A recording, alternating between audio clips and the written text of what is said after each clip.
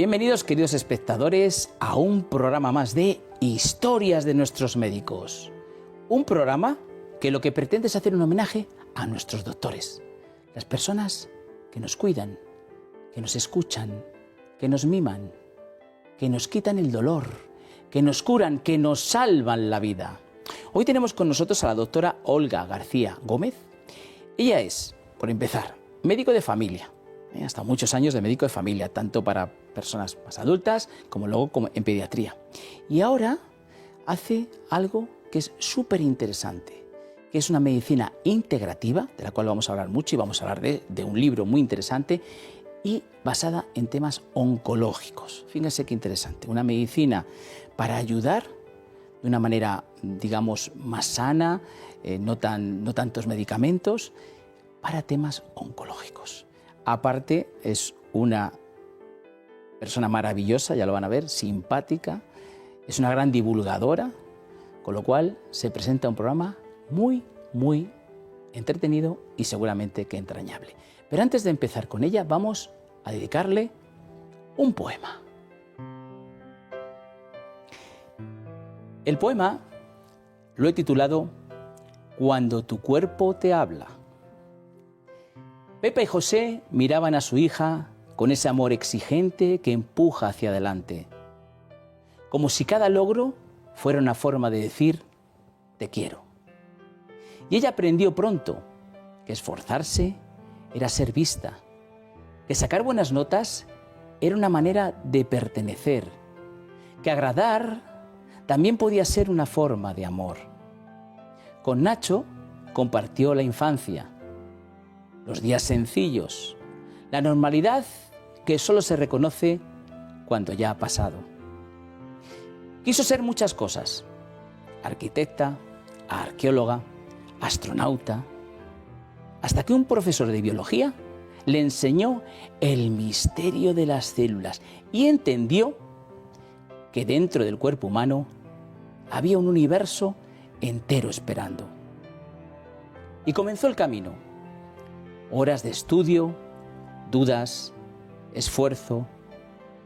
La sensación de ser distinta, de ser de letras en un mundo de números, de buscar siempre el alma detrás de la ciencia. Llegó Carlos, sereno, tranquilo, el refugio donde descansar la mente. Ella soñando caminos, él sosteniendo el equilibrio, construyendo juntos un hogar. Después llegaron Celia, Paloma y Lara, 3 latidos que dieron sentido al tiempo, y también Mica, pastor alemán, guardián de la familia, fiel compañera de alegrías y cansancios, como si supiera que el amor también protege. Pero la medicina no siempre es amable. Hubo noches largas, guardias interminables, pasillos fríos, responsabilidades demasiado grandes para un corazón cansado, ansiedad, silencios, la duda de seguir, y aún así siguió. Porque la vocación verdadera no se abandona, solo se transforma. Quiso ser médico de familia, de los de antes, de los que conocen nombres, historias, miedos, de los que miran a los ojos antes que a la pantalla. El adolescente con fiebre, la madre agotada, el padre preocupado, la abuela que ya no duerme, una vida entera sentada frente a ella. Y un día comprendió que la medicina moderna había aprendido a dividir el cuerpo, pero estaba olvidando mirar a la persona. Entonces empezó a escuchar distinto.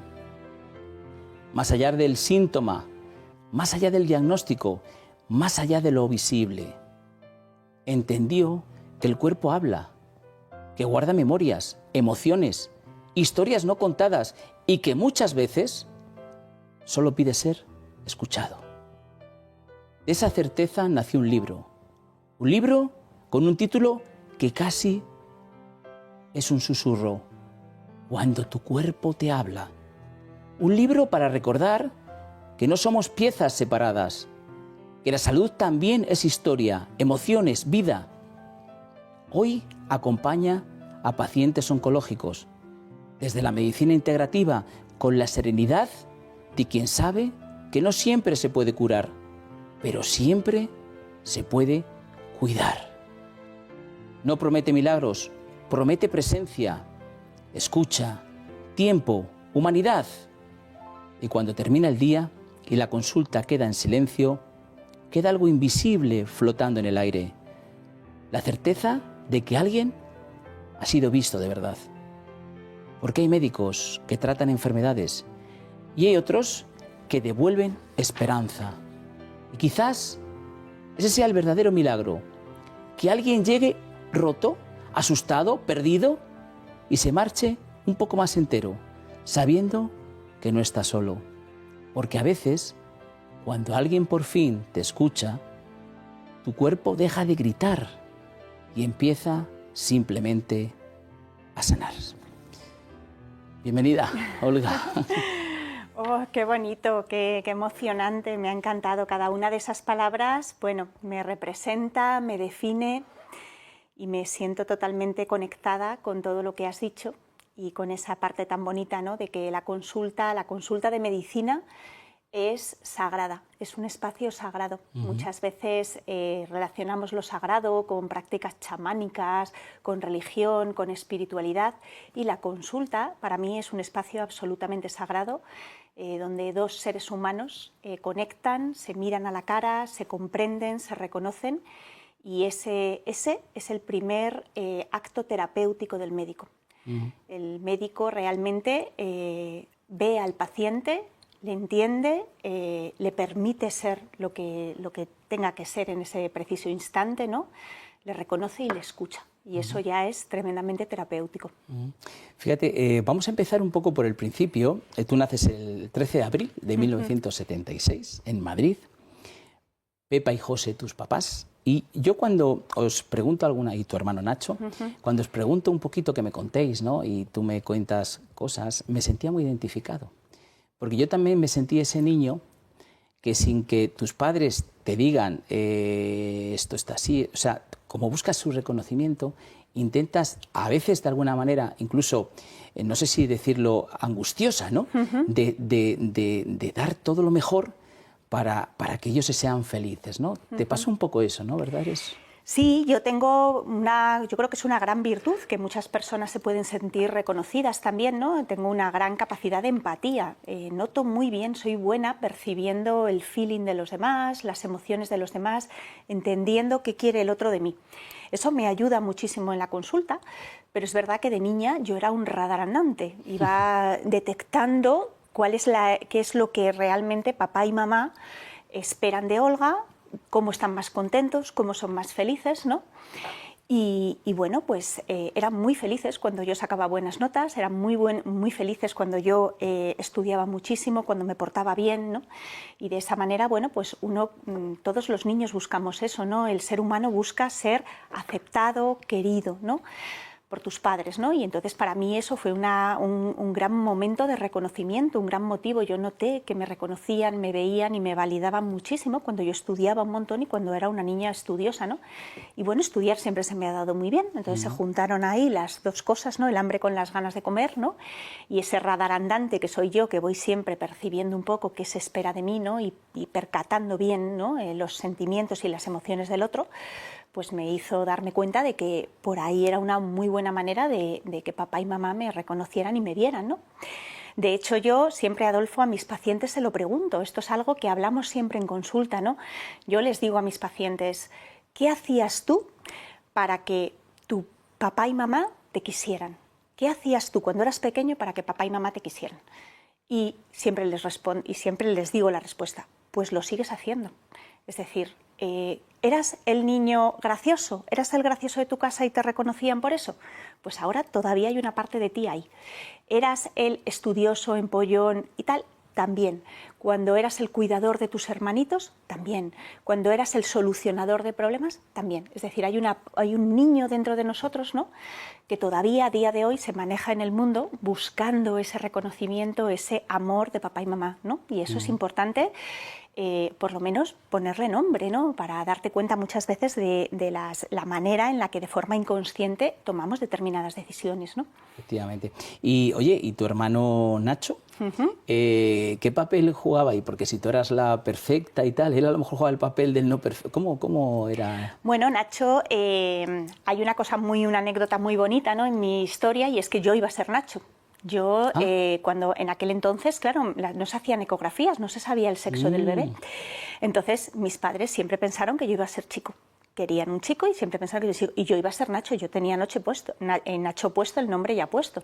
Entonces, cuando yo nací, pues fue como un shock, ¿no? Bueno, entonces, claro, Nacho ya tenía su lugar. Nacho ya iba a ser el chico que yo iba a ser, ¿no? Y luego Nacho fue muy diferente a mí. Yo era muy estudiosa, muy responsable, muy exigente, y mi hermano era mucho más relajado, tranquilo, divertido, lúdico. De hecho, mis padres siempre cuentan, madre mía, lo que costaba que Nacho estudiara, siempre detrás de él, ¿no? Y él ocupó pues esa parte, digamos, más divertida, más graciosa, más lúdica, más relajada, ¿no? Y yo ocupé un poco esa niña mayor, perfecta, exigente, responsable, ¿no? O sea, tus padres hicieron o sea, una niña y un niño, el yin y el yang, con lo cual la casa había un equilibrio perfecto. Eso es. Oye, estudias mucho, te esfuerzas y de repente tenías muchas dudas, ¿no? Porque tú eres, te gustan mucho las letras, te gusta mucho la historia, te gustan mucho las humanidades, ¿no? Bueno, aquí te tenemos de... Bueno, aquí ya apuntabas maneras. Apuntaba maneras, sí. Sí. ¿Y te gustaba, cómo decides? Bueno, que para tu padre, porque además tu padre era una persona como que un médico, tú lo dices, un médico frustrado, ¿no? Sí. O por lo menos una persona que le gustaba mucho la medicina, que sea, no, a lo mejor no pudo estudiarla, pero le gustaba muchísimo y decides ser médico, para él fue el máximo, ¿no? Pero ¿cómo al final tú misma te interpretas como médico en vez de haberte dedicado al mundo de las letras, ¿no? O las humanidades? ¿Cómo eliges ahí ese camino? Bueno, un punto de inflexión, y es que a mí me encantaba el mundo de las letras. Yo siempre he dicho que soy de letras, soy humanista, soy de letras. De hecho, en la carrera cogí asignaturas de libre elección de historia del arte, de historia, y de hecho yo he hecho hasta 2 cursos de historia del arte. Siendo médico me matriculé en historia del arte y hice 2 cursos. Entonces, bueno, siempre me sentí un poco bicho raro, porque en el mundo científico y médico, pues casi todo el mundo está fascinado con la medicina, ¿no? Y a mí me gustaba más la parte humanista, la parte, bueno, pues la psiconeuro, ¿no? Digo, la parte emocional del paciente. Me encantaba la psiquiatría, me encantaba un poco todo el mundo emocional que rodea a la medicina, ¿no? Y lo que pasa que es verdad que en nuestro primero de BUP, pues tuve un profesor de biología que me encantó, que nos enseñó todo el cuerpo humano. Yo me recuerdo todavía en aquel entonces estudiando las células de la sangre, fascinada, ¿no? Entonces, bueno, tenía una fascinación por la biología y cómo funciona el cuerpo, me parecía algo fascinante, pero por otro lado yo tenía una rama dentro de mí muy humanista, muy de letras, muy de escuchar. Y me pareció que la medicina era la carrera que dentro de las ciencias pues tiene mucho de cuidado al otro, ¿no? De cuidado, de atención, de trato humano, ¿no? Entonces, bueno, yo quise hacer medicina. ¿Por qué medicina y no otras? Bueno, pues porque era muy buena estudiante. Entonces, realmente, si estás en la rama biosanitaria, pues quizá la medicina es lo más, ¿no? Entonces, mi padre, como tú bien dices, le encanta la medicina, tenía un armario de medicamentos, iba recetando medicamentos a todo el mundo, se bebía, era un consumidor, ¿no? de salud, ¿no? Y de podcast, bueno, en aquel entonces eran programas de tele y tal. Y entonces, bueno, pues yo era buena estudiando, y entonces pensé, bueno, pues medicina, que además es una profesión de cuidado, de amor al otro, de atención al otro, y donde puedo estudiar cómo funciona un cuerpo, ¿no? Y no solamente un cuerpo, sino también la mente de esa persona que tengo delante, pues me pareció que era una lección estupenda. Y bueno, es verdad que te encuentras un choque, ¿no?, cuando llegas a la universidad, porque claro, eso pasa bastante a los estudiantes de medicina. Yo que he hablado con bastantes, porque claro, tú quieres ser médico y que quieres ver pacientes, sentirlo, y entonces el primer golpe es que esto es estudiar, estudiar, estudiar, estudiar y mucha competitividad, ¿no? Es así, ¿no?, lo que encontraste. Sí, ¿no? Los estudiantes de medicina ahora todavía más, ¿no? Pues son una élite, ¿no?, de gente muy, muy, muy empollona, muy trabajadora, con buenísimas notas. Y luego, pues la facultad es un entorno muy hostil. Yo venía de un colegio donde, bueno, pues me habían cuidado, protegido, tenía profesores que me conocían de varios cursos, ¿no?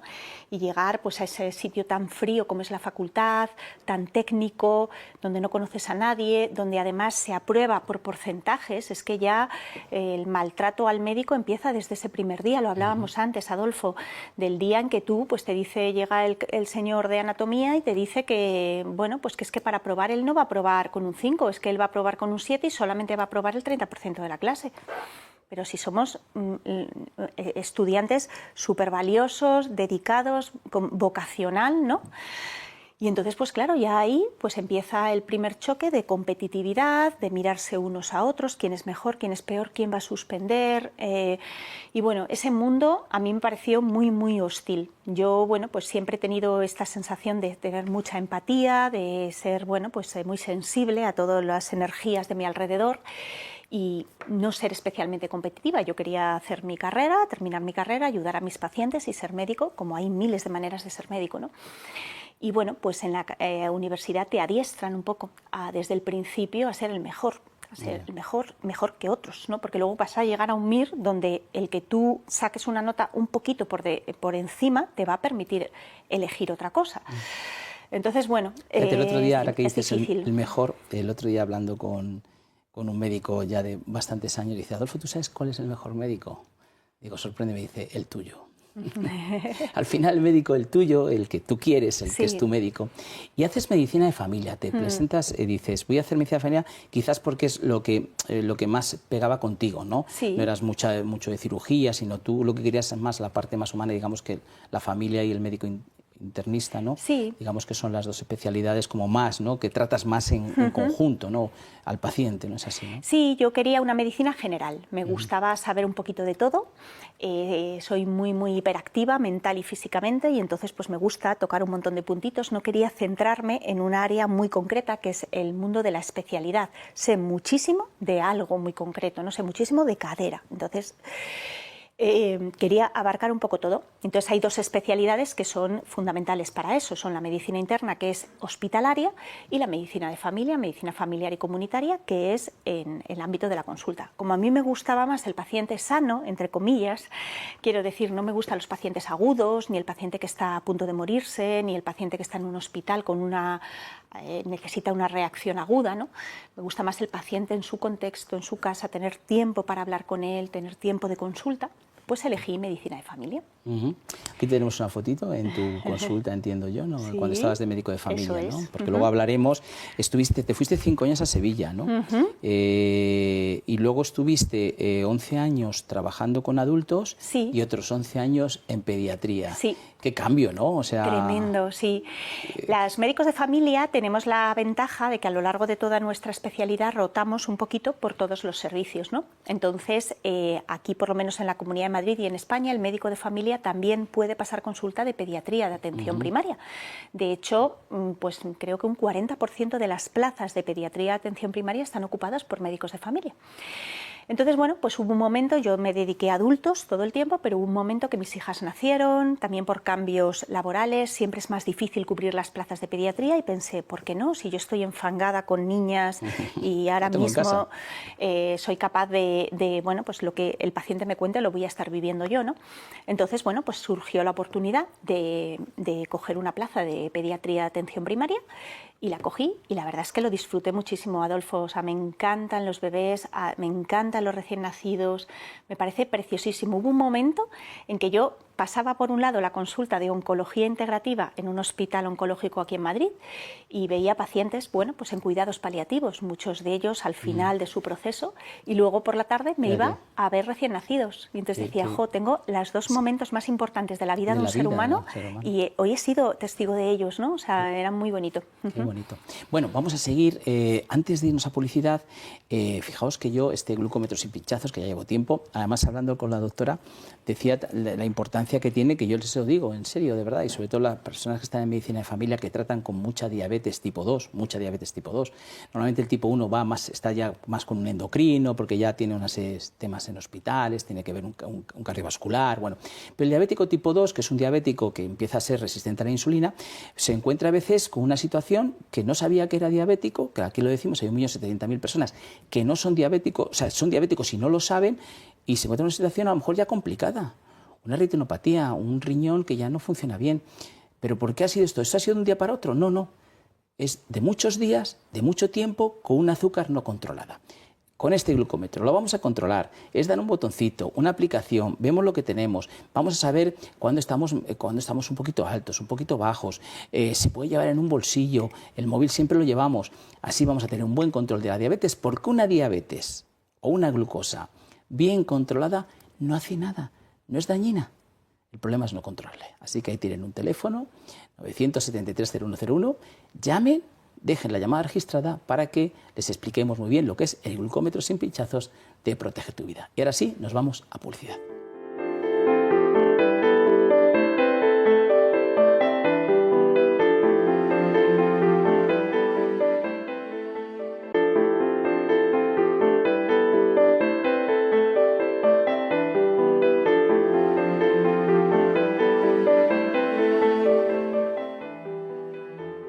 Bueno, pues aquí seguimos con la doctora Olga García Gómez. Hemos comentado que ella es médico de familia, que ella hace una medicina que se llama medicina integrativa y sobre todo en el área oncológica, que de eso es lo que vamos a hablar esta segunda parte. Pero antes vamos a ver unas fotitos que nos han quedado de algunas cosas interesantes para ya pasar directamente a lo que es su profesión. Oye, esto no lo sabía yo. Pues nada, esto es que me he puesto yo hace 2 años a tocar un instrumento. La verdad es que es una lección de humildad, es así, es una cura de humildad cuando uno empieza a hacer algo, porque se cree que sabe hacer cosas, hasta que empieza algo nuevo. Y entonces, bueno, pues te ves otra vez, aprendiendo, reaprendiendo, practicando. Aparte no es un instrumento fácil. No, no es un instrumento fácil, sí. ¿Y en la parte de ensayar? ¿En casa también lo haces? También la hago, claro. Porque yo empecé guitarra, pero claro, cuando iba a la siguiente clase, que era cada semana, no había hecho todo lo que me habían dicho, entonces ya me daba hasta vergüenza, ¿sabes? Sí, no, pues practico en casa, poco a poco. Tengo que también luchar mucho con el perfeccionismo, porque claro, nunca llegas a hacerlo bien, ¿no? Y entonces es una lucha también y una guerra física, porque verdaderamente yo estoy moviendo músculos, aprendiendo a tocar el violonchelo, que no había tocado nunca, poniendo un meñique de una determinada manera, aprendiendo música y verdaderamente también pues luchando contra mi cabeza, ¿no? No voy a poder, no, pues vas a poder hacer esto y apostando por el poder del 1%, que siempre le digo a mis pacientes, ¿no? Y eso a mí ¿Cómo es eso del poder del 1%? Pues mira, los pacientes, cuando yo les planteo un tratamiento en medicina integrativa, pues les parece muchísimo, les parecen cambios inabarcables. Es que yo hacer deporte, doctora, es que meditar un poco, es que eso no lo voy a poder hacer. Yo digo, tienes que conseguir un 1% cada día. Porque un 1% hoy, para ti a lo mejor un 1% son hacer 3 sentadillas o cerrar los ojos 1 minuto al día. Ese 1% dentro de un año, ¿cuánto porcentaje es? ¿No? Es decir, todos los cambios pequeñitos se consiguen muy poco a poco. Todas las maratones se corren dando un paso detrás de otro, un paso, solo uno, y luego otro, y luego otro. Y tocar el violonchelo, espero yo, dentro de 10 años, consistirá en haber hecho una escala al día durante 10 años, ¿no? Es un poco la idea, ¿no? Fíjate, qué interesante, qué manera de preguntar. Bueno, hablando de maratones, yo creo que tenemos también alguna... ¿No? Has hecho 10 maratones. He hecho 10 maratones, sí. 10 maratones. A correr porque... Bueno, aquí estás con Carlos, ¿verdad? Con Carlos, tu marido. Es mi marido. ¿También le va a la maratón? Sí, Carlos es muy deportista de siempre. Oye, qué bien que os haya los dos... Y él, bueno, pues es más... yo siempre había sido una niña muy deportista, muy inquieta, porque soy muy inquieta físicamente, soy como un perrito de caza. Yo siempre digo que hay pacientes o gente que son mastines y hay gente que son galgos, ¿no? Y yo siempre he sido muy galgo, muy nerviosa, muy inquieta. Lo que pasa que durante una época muy grande de mi vida dejé de hacer deporte y, bueno, engordé mucho, dejé de hacer deporte, empecé a tener muchísima ansiedad, tenía ansiedad permanente en mi vida, todo era difícil, todo eran crisis de pánico, ataques de ansiedad, mucho tratamiento médico, mucho psicólogo. Y cuando volví a retomar el ejercicio, me di cuenta, digo, es que no necesito tanta pastilla, o sea, necesitaba salir más, necesitaba ponerme las zapatillas de deporte.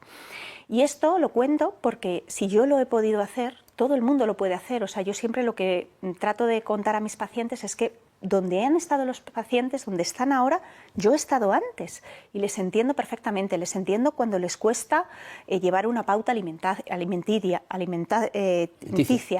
les entiendo cuando les cuesta hacer ejercicio, les entiendo cuando les cuesta meditar, les entiendo porque yo soy una persona como ellos y he estado ahí, ¿no? Pero bueno, poco a poco me fui enganchando a correr, me encantó, me pareció un deporte maravilloso, me desfogaba muchísimo y de ahí pasé a una media maratón y luego a una maratón y bueno, pues hicimos Valencia, Nueva York. Nueva York. ¿Dónde estabas? Sí, ahí esa es la meta de la maratón de Nueva York, que es impresionante. Y ahora, pues bueno, he hecho 10 maratones, es un ejercicio tremendo, sobre todo mental, ¿no? Un ejercicio de aburrirte, de cansarte, de desesperarte, ¿no? Verdaderamente es mucho más mental que físico. Y bueno, pues ahora trato de no correr tanto para cuidar un poquito mis articulaciones. Y bueno, por ejemplo, ahí estoy. Ahí estás con la bici. Con la bici, que me gusta mucho también el triatlón, nadar, salir en bici. Y quiero ser una abuelita chelista, deportista y que mis nietos vengan a aplaudirme a la llegada de las carreras. Bueno, te queda todavía, que la niña Celia, que es la más mayor, ¿no? Tienes Celia, Paloma y Lara. Sí. Pero Celia todavía tiene 16 años. Todavía me queda, sí. Todavía te queda mucho chelo y mucha maratón sin ser abuelita. Efectivamente. Bueno, vamos, si te parece, vamos a empezar con esto. Esto que, como bien dice, cuando tu cuerpo te habla. El poema lo hemos basado en un poco todo el libro. Yo les puedo decir una cosa. Yo lo he leído. Se lee rapidísimo. Es una pena, porque cuando lo has leído dices, madre cachín, ya lo he terminado, ¿no? Pero hay cosas muy interesantes. Y cuando tu cuerpo te habla, está tan bien puesto que efectivamente es eso. Y tú lo lees y ves casos que ocurren y dices, efectivamente, es que mi cuerpo me habla. El problema es que a veces no le escuchamos, ¿no? Entonces, a mí me gustaría, vamos a ver luego alguna cosita del libro, si te parece bien, pero me gustaría que te dejo una pregunta abierta, Olga, que es un poco para que la gente conozca, aunque ya cada vez se va entendiendo más lo que dice la medicina integrativa. Yo sé que existen algunos problemas porque hay intrusismo, pero evidentemente los que sois médicos sabéis cómo manejarla. Pero cuéntanos un poquito esa medicina integrativa, cómo tú la tienes desarrollada, porque lo que tenemos que decir es que ya llega un momento, después de esos 11, 20 y tantos o 30 años que estuvo en la medicina de familia, que pasó a esta medicina integrativa, donde tiene su propia consulta, luego diremos dónde, pues porque vais a querer ir, etcétera. Pero yo quiero que tú nos abras un poco, como tú quieras contárnosla, dónde tú quieres ahondar, qué nos quieres contar, así que todo para ti. Bueno, pues os cuento un poco cómo yo llegué, ¿no? Yo soy una médico convencional, educada en la Universidad Complutense, en un hospital convencional, que utilizaba pues la medicina y que a día de hoy sigo utilizando la medicina convencional occidental, ¿no? Cuando yo estaba en la consulta de pediatría de atención primaria, yo empecé a ver que los niños de mi consulta mejoraban de patologías que aparentemente no tenían que mejorar. Pues un niño con 5 otitis en pleno octubre empieza a mejorar de sus otitis yendo a otros profesionales terapeutas, ¿no? Naturópatas, médicos homeópatas, acupuntores, cambian cosas en la nutrición, toman determinadas plantas, que es la fitoterapia. Y entonces, bueno, yo en un principio, como no me han enseñado esto en la facultad, pues no me lo creo, soy escéptica. Todos los médicos somos muy escépticos y eso nos protege y protege al paciente, claro que sí. Pero hay un momento en que la realidad es muy tozuda, la realidad insiste. Entonces yo como siempre digo, ¿no? Mi curiosidad fue mucho más grande que mis prejuicios, siempre me pasa esto, ¿no? Y entonces digo, tengo que estudiar por qué esto está pasando, tengo que intentar averiguar si esto verdaderamente puede ayudar a mis pacientes.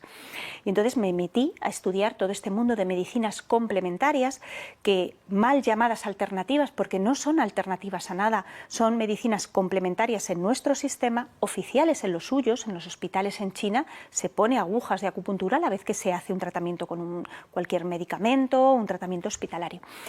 Entonces, y complementan muy bien y tienen una manera y una visión de una manera de entender al paciente de forma integral, ¿no? Y entonces, bueno, pues hice un trabajo que a día de hoy todavía continúo en ello, ¿no? De tratar de estudiar todas estas posibles medicinas complementarias y herramientas que yo en un momento determinado decido utilizar con mis pacientes, donde la medicina convencional no puede llegar, ¿no? O a veces para paliar síntomas, para acompañar procesos, como es en el caso de un proceso oncológico, ¿no? Un paciente que está con quimio, con radio, con su cirugía, estas medicinas pueden ayudar a complementar todo ese tratamiento, ¿no? Y tener menos efectos secundarios y mejorar que el paciente pueda continuar con los tratamientos.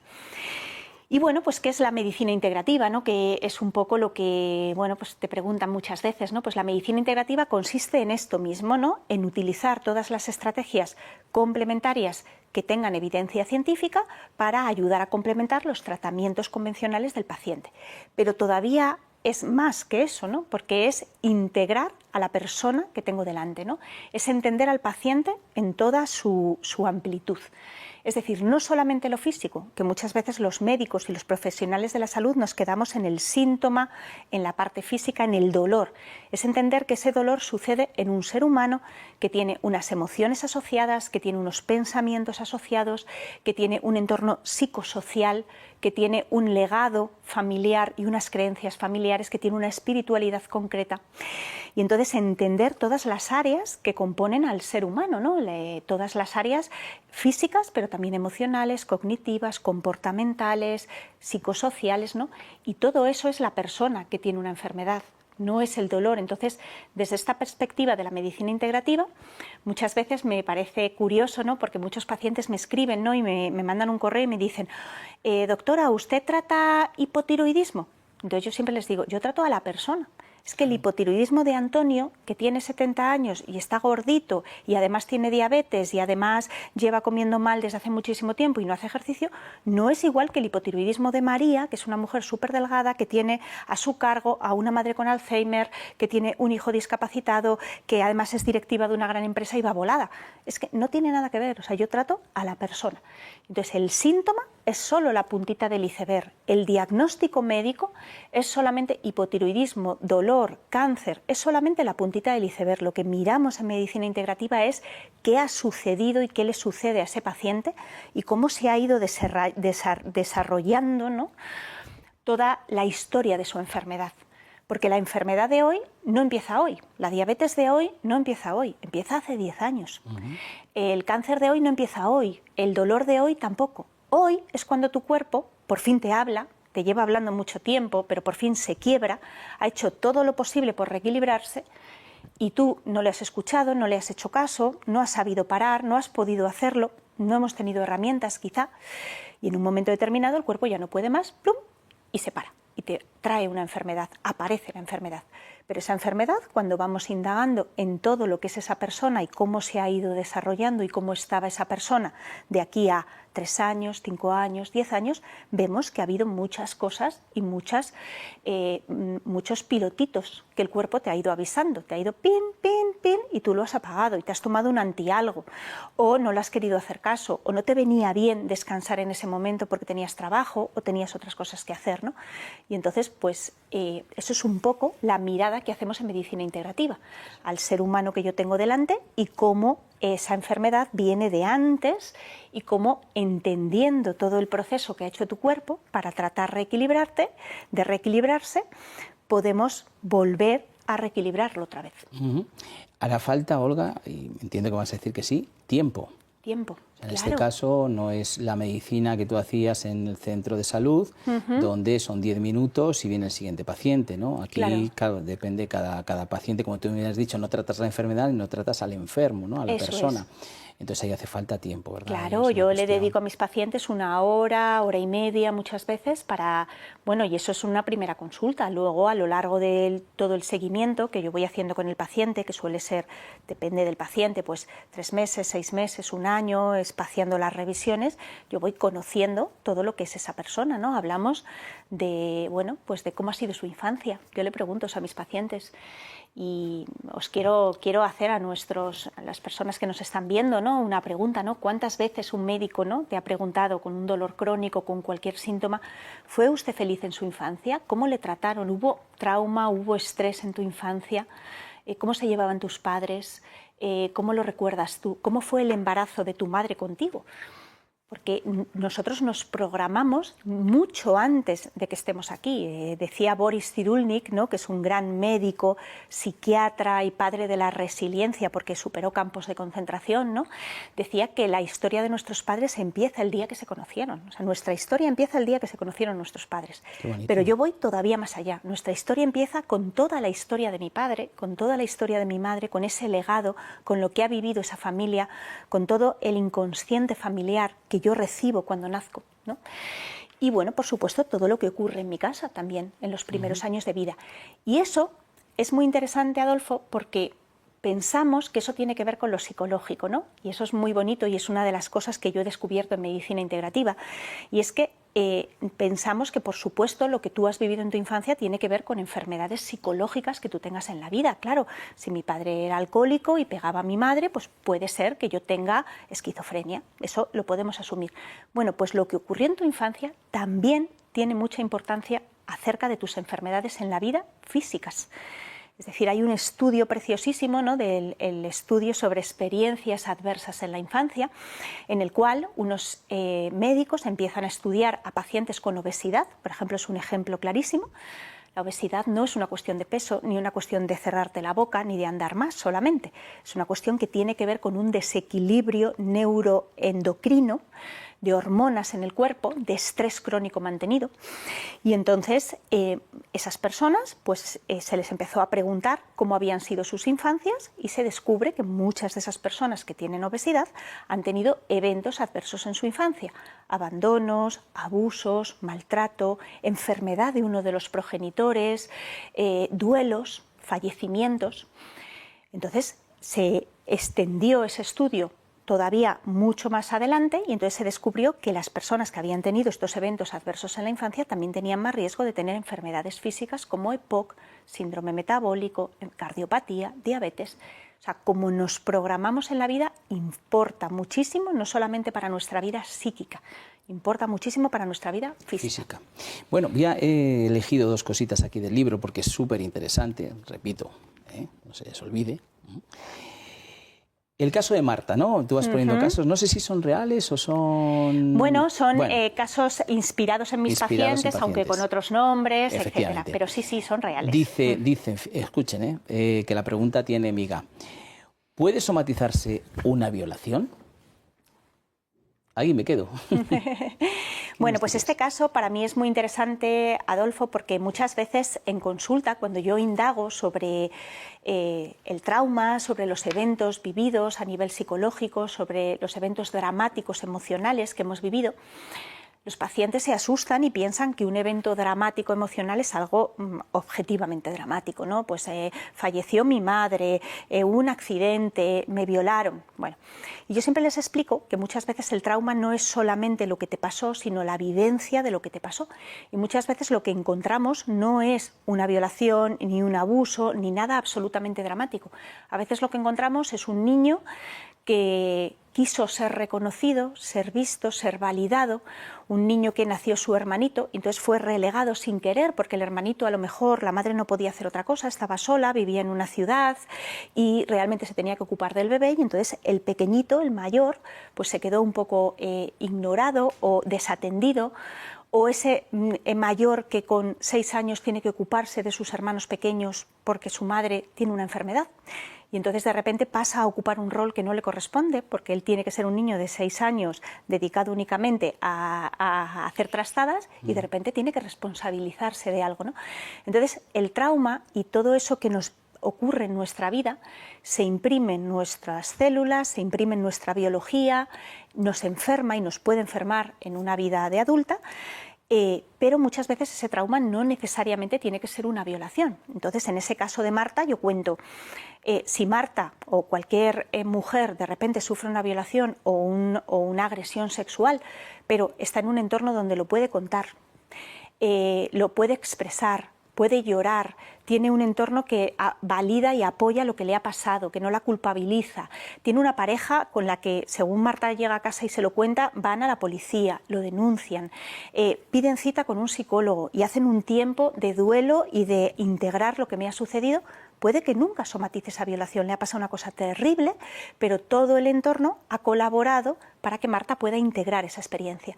Y sin embargo, a veces eso que te pasa es que en un momento determinado fuiste ignorado cuando eras pequeñito o, como otros casos que cuento en el libro, pues te haces pis encima, ¿no? Y de repente pues te ignoran, se ríen de ti o te echan la culpa o te regañan y entonces ese niño se siente indigno y se siente que eso que le ha pasado no es reconocido, ¿no? Y eso también es trauma, ¿no? Voy a tratar otro, el caso de Manuel. Cuando se sintió humillado y no pudo expresarlo, que es un poco lo que estabas diciendo, ¿no? Sí. Ese buscar, que no es lo mismo en la circunstancia que tú estés, que te den una... O sea, el hecho es el mismo, ¿no? Pero la circunstancia cambia, ¿no? Sí, a veces es algo muy pequeñito. A veces dice la gente, yo he tenido una infancia muy feliz, yo realmente no he tenido ningún trauma. Y a veces el trauma era ese, ¿no? Era el trauma pequeñito, el microtrauma, que es que tú llegas a casa todas las tardes y papá está súper ocupado o está deprimido o tiene algún problema y no te puede atender. Entonces te tienes que organizar tú con 8 años. Y entonces eso queda, se va grabando en tu inconsciente como una especie de pequeño abandono. No es una gran cosa porque tú tenías todo a tu disposición. De hecho, hay una psicoanalista que habla precisamente de este tema y es precioso, ¿no? Tiene un libro que se llama El drama del niño dotado y habla de eso, de ese pequeño trauma en donde realmente no te falta de nada, no te falta comida, no te falta cuidados, no te falta una educación, pero te falta esa mirada de papá, esa atención, esa empatía y ese atenderte y cuidarte emocionalmente, ¿no? Bueno, y todo lo que tiene en el libro. ¿Ustedes creen que después de escribir este libro se merece un buen jamón?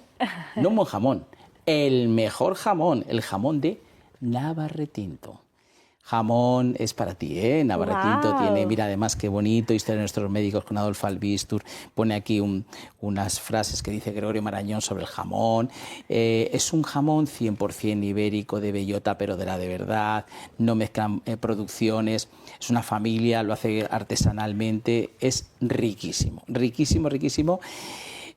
Para Carlos, no sé si Celia, Paloma y Lara van a llegar a tanto, pero bueno, por lo menos tú y Carlos, cuando se hayan acostado, pues saquéis el jamón y lo coméis, que te va a encantar. Ahí tienen un teléfono, eso vamos a darle a la doctora, que es para ella. Ahí tienen un teléfono, yo les invito a que llamen al teléfono para que puedan llamar, probarlo. Además les hacen un 10% de descuento si dicen que lo han escuchado aquí en el programa Historia de nuestros médicos.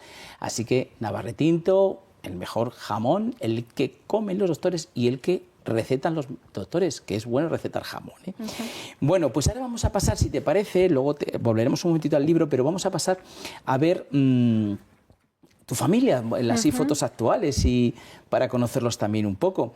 A ver, por dónde empezamos, hemos hablado, mira, aquí bueno, esto es tu primera niña, Celia, ¿no? Sí, fue tremendo, me emociono.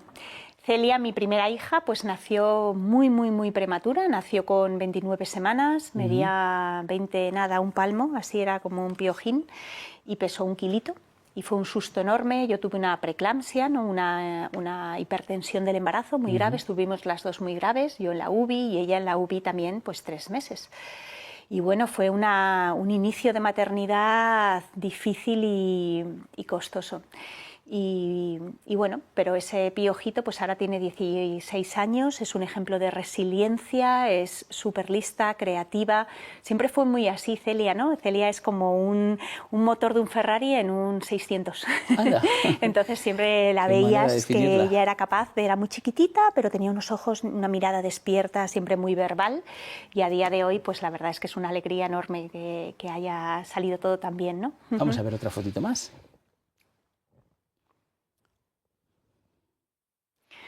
Bueno, aquí tenemos a Mica, ¿no? Mica, madre mía, todo un carácter, Mica. Mica fue la primera perra que tuvimos, ¿no? Un pastor alemán que era nerviosísima, súper inquieta y que nada, nos enseñó muchísimas cosas, nos enseñó cómo ser papás, incluso antes de Celia, y la tuvimos 15 años, fíjate, murió en pandemia, súper viejecita, era súper protectora, y me acuerdo que cuando nació Celia, que era tan prematura, decían mis padres, pero ¿cómo vais a tener una perra con una niña prematura?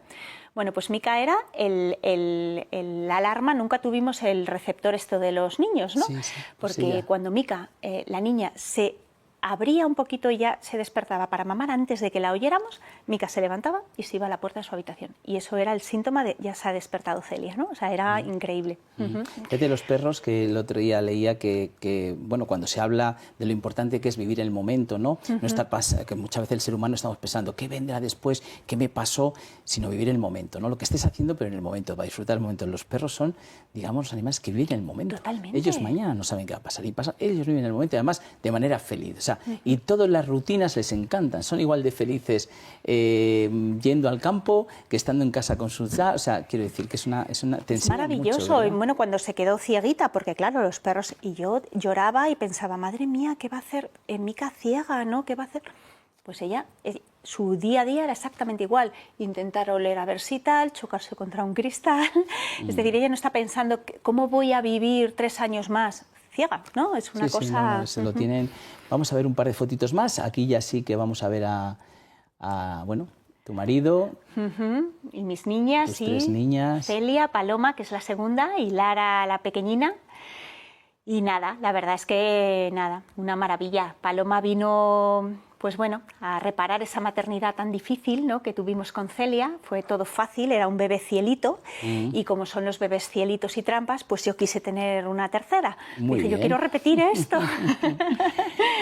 Así que Bueno, nada, y y aquí Larita, como es Larita Dinamita, pues ya nos ha... Y aquí ya tienes Bueno, esta es bastante más actual, ¿no? Esta es actual, sí. Este es el día de la presentación de mi libro, Anda, que es verdad, vinieron que estás ellas, sacando el que libro. me han ayudado muchísimo. Somos, nada, el equipo, como digo yo, el comité de crisis, porque todas las veces que yo no creí que no he podido, que tenía que recortar, que no iba a poder publicarlo, que no iba a llegar a los tiempos, siempre el comité de crisis ahí apoyándome y recordándome, como me dicen ellas, lo que tú nos dices a nosotras, mamá, ¿qué nos dirías? Entre intentarlo y no intentarlo, hay que intentarlo, ¿no? Pues tú igual. Y yo, es verdad, es verdad. Es verdad, es verdad, me lo acaban de recordar, que se me olvida. Bueno, vamos a hablar un momentito, ya saben que nos gusta hablar aquí de valores de nuestros médicos. Está medio de comunicación que hemos creado, que hay una web, que están todos invitados a que lo vean, porque ahí están poniendo médicos cosas súper interesantes, avances, qué recursos necesitan, es decir, nos tienen informados continuamente. www.valoresdenuestrosmédicos.com.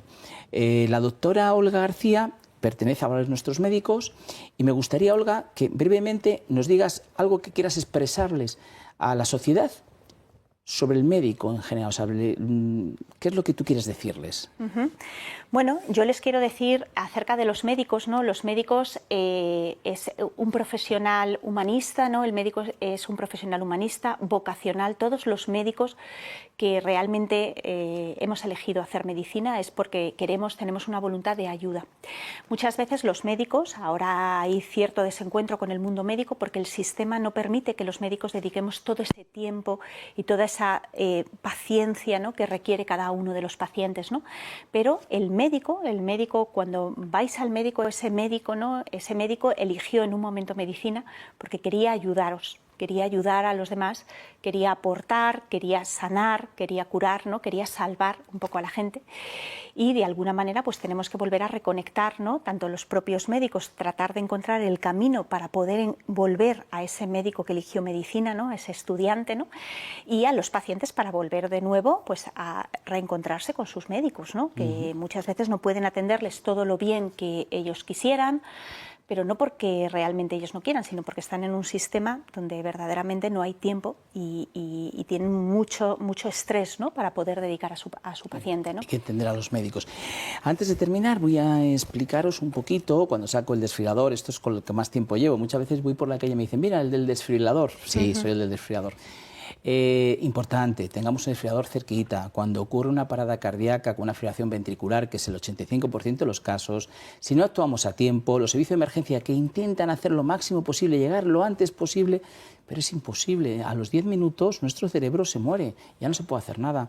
Tengámoslo, unidad de vecinos, mucha gente lo tiene en su casa, es muy fácil de utilizar. Desfibrilador protege tu vida. Y luego tenemos este otro aparatito que llevamos hace poco, que es para hacerte un electro.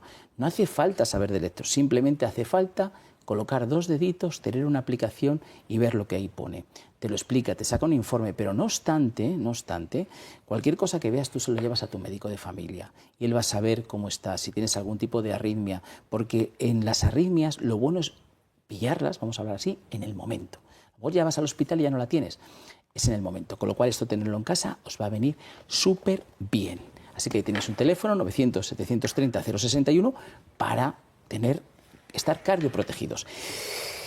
Ha sido un placer tenerte. Vuelvo a poner aquí el libro, porque es que de veras que merece la pena. Cuando tu cuerpo te habla, la editorial es HarperCollins, pero se puede comprar en Amazon, ¿verdad? Sí. Lo tenéis en Amazon.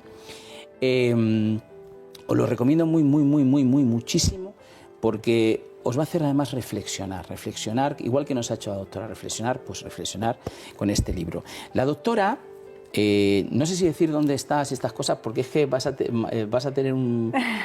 La vamos a liar, pero bueno, vamos a decirlo, ¿eh? Doctora, la podemos buscar como doctoraolgagarciagomez.es, que tiene su propia web, pero si ponéis Olga García Gómez doctora, vais a encontrar donde ella está pasando consulta, donde os puede atender, donde la podéis ver. Es una maravilla. Yo estoy seguro que muchos nos gustaría tener un médico como ella, sobre todo, bueno, cualquier tema que tengáis, pero por ejemplo un tema oncológico que no es fácil de tratar, fijaros con qué humanidad lo va a tratar. ¿Qué tal has estado, Olga? Muy bien, nada, una entrevista preciosa, muchísimas gracias, he estado súper acompañada por ti, en un ambiente amoroso, con todas las fotos de mi vida y me parece, nada, un lujo, ha sido de verdad un privilegio estar aquí. Muchísimas gracias. Si te parece, se lo vamos a dedicar a Carlos, a Celia, a Paloma y a Lara. Eso es. Digamos que es donde se une todo al final, donde ese día acaba y está allí. Y también a Mica, allí donde esté, que seguro que estará en un sitio maravilloso. Muchísimas gracias, Olga. Y a todos ustedes, ¿qué les vamos a decir? Que muchas gracias por vernos, por estar ahí, por decirnos cosas bonitas, que son muchas. Así que nada, que les queremos mucho. Un beso muy fuerte.